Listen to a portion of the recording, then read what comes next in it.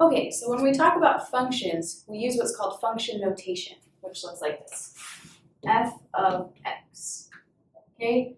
One thing you need to know is this is not multiplication. Don't get that confused. Whenever we talk about multiplication, we'll write f times x or f times x like this with parentheses. But whenever you see this, we're talking about a function. Okay, now remember, when we're talking about functions, we talk about inputs and outputs. So here's a list of different ways to talk about the input and output, different words. Okay? Independent variable, horizontal axis. If you have a coordinate pair here, your input is always the first coordinate. If you have function notation, your input is what is inside of the parentheses. And then, of course, if you talk about the domain of a function, we're talking about the entire set of input values. Okay, and then your output, dependent variable, vertical axis. If you have a coordinate pair, your output is your second coordinate. And if you have f of x represents the output value at whatever input x is. And then your range is your set of all output values. So let's take a look at some examples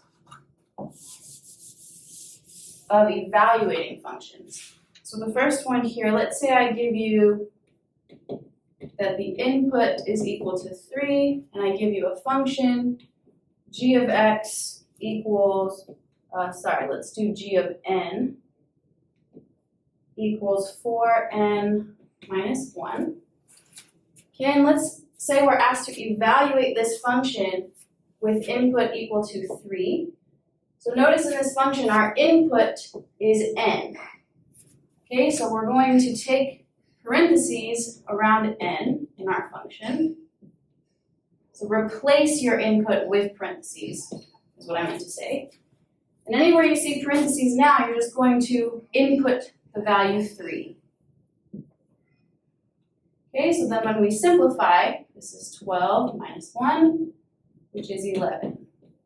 G of 3 equals 11. Let's take a look at another example. So let's say we have the output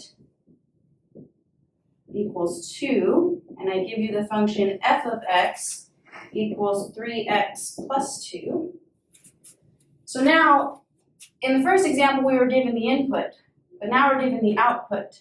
And remember, in this list, we said the output was your f of x. So look in here, my output, I put parentheses where f of x is, and I'll replace my output with 2. And now we're going to solve for x. So we have 2 equals 3x plus 2. So to isolate x, we'll go ahead and subtract 2 from both sides. That's going to give us 0 equals 3x.